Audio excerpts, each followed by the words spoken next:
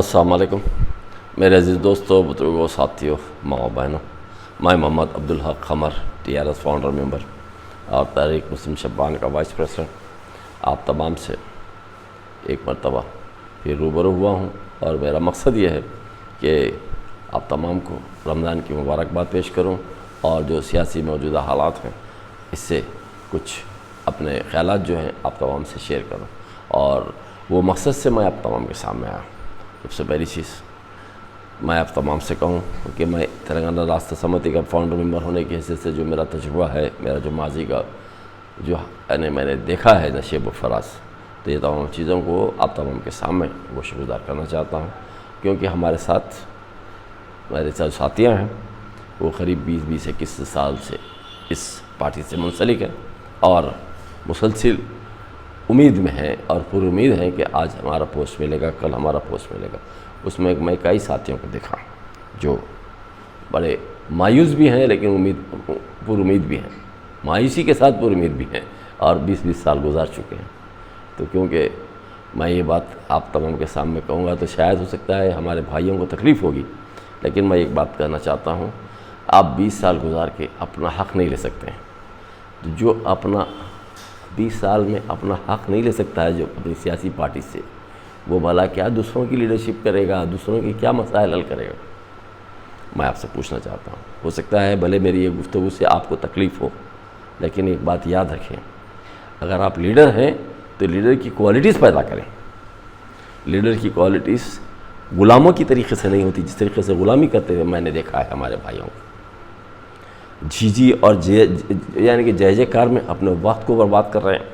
اور اپنی غلامی میں زندگی گزار رہے ہیں، اور یہ نہیں سمجھ میں آ رہا ان کو کہ بھئی کل کے بچے کو آج چیئرمین دیا گیا ہے تو اس کے پاس جا کے جو 20 سال 21 سال سے جو پارٹی میں وابستہ ہیں، یہ لوگوں کے ساتھ جو ہے ناانصافی ہوئی، اس کے باوجود بھی وہ لوگ جا کے وہاں پر اسٹیج پہ بیٹھ کے منہ بند کر کے بیٹھے ہوئے ہیں،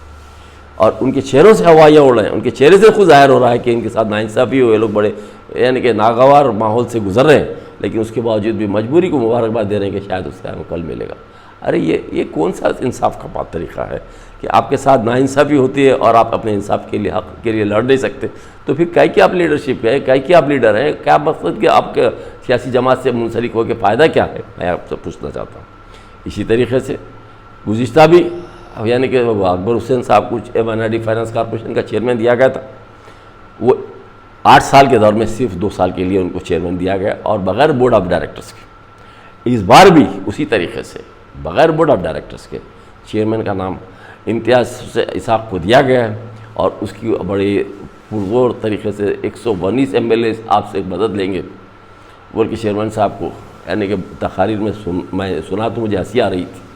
کہ جب کہ 119 MLA آگے چیئرمین مائنارٹی فائنانس کارپوریشن سے مدد لیں گے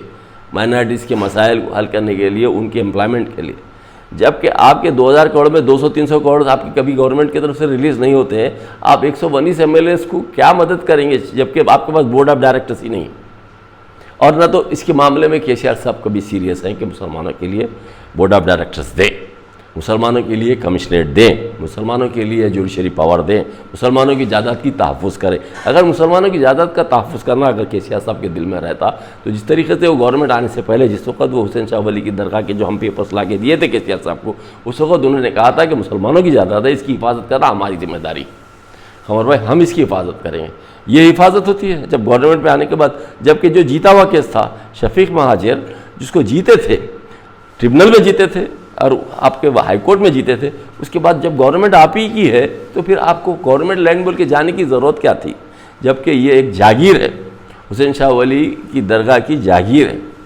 تو یہ تمام جاگیر وقت کی جائیداد یہ کنفرمڈ ہے، اس کو پھر دوبارہ آپ گورنمنٹ کی بولنا، اور جب گورنمنٹ کے انڈر ہی ہوتا ہے وقف بورڈ، تو گورنمنٹ جب گورنمنٹ کی زمین بول کے جاتی ہے تو وقف بورڈ جو کام کرنے والا ہے، چاہے چیئرمین ہو یا چیف ایگزیکٹو آفیسر یا اس کے جو بھی سب آرڈینیٹس ہیں، جو آفیشیلس ہیں، یہ تمام کے تمام حکومت کے خلاف تو نہیں جا سکتے۔ تو ظاہر سی بات ہے آپ کی خود نیت اچھی نہیں تھی، آپ نے اس کو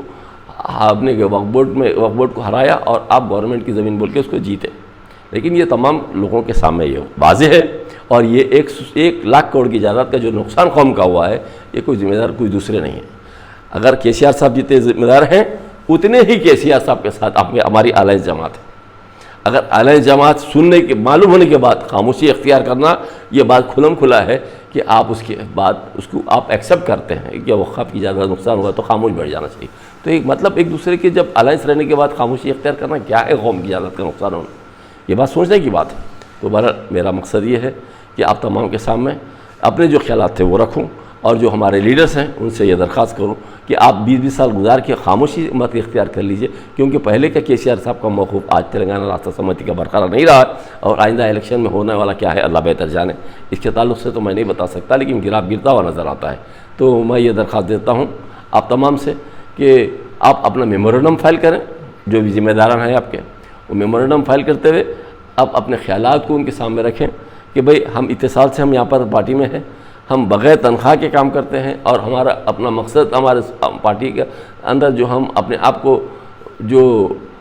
رات دن آپ کے ساتھ ہیں، تو اس کا مقصد میں ہمارا تو کچھ فائدہ ہونا چاہیے. ہمارے معاشی اعتبار سے ہم پریشان ہیں، ہم ہر حال سے پریشان ہیں، لیکن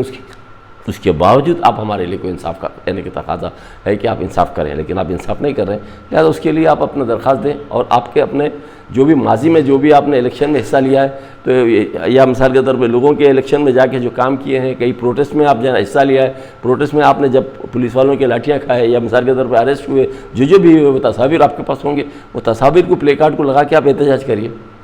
اور اپنا حق منوائیے. اگر آپ حق نہیں منوا سکتے ہیں، آپ لے نہیں سکتے اپنا حق، اور خالی غلاموں کی زندگی گزارنا چاہتے ہیں، تو آپ غلاموں کے لیے میں کیا کر سکتا ہوں. میں یہ کہوں گا کہ اللہ آپ لوگوں کو نیک توفیق دے اور ہمت دے، اور حق منوانے کی اپنے صلاحیت عطا فرمائے. اس کے ساتھ جو آدمی اپنا حق نہیں لے سکتا ہے، انہیں دوسروں کا حق نہیں دلا سکتا.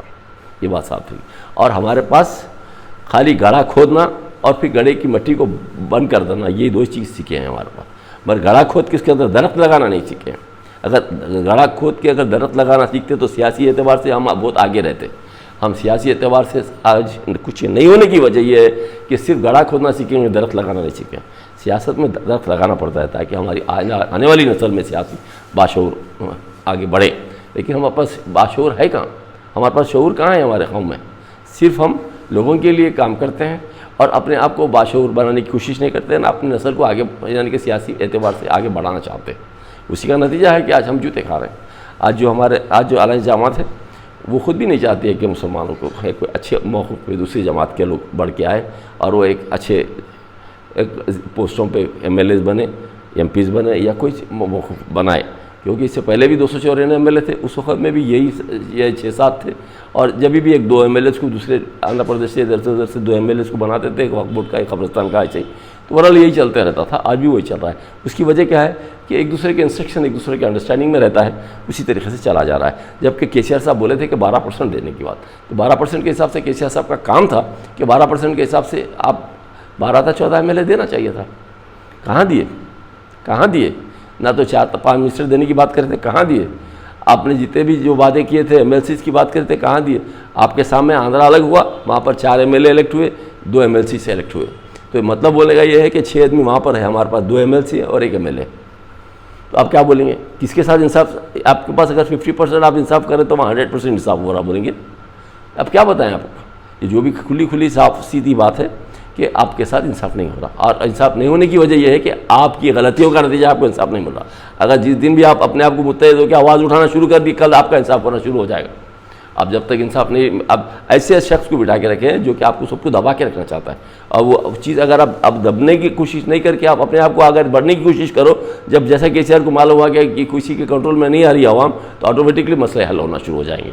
میری یہ اپنے چھوٹے سے مختصر خیالات تھے، وہ آپ کے سامنے رکھا. اب آپ کا مقصد آپ کے سامنے ہے، آپ کس طریقے سے اپنے حق کو منوا سکتے ہیں، منوائیے. السلام علیکم.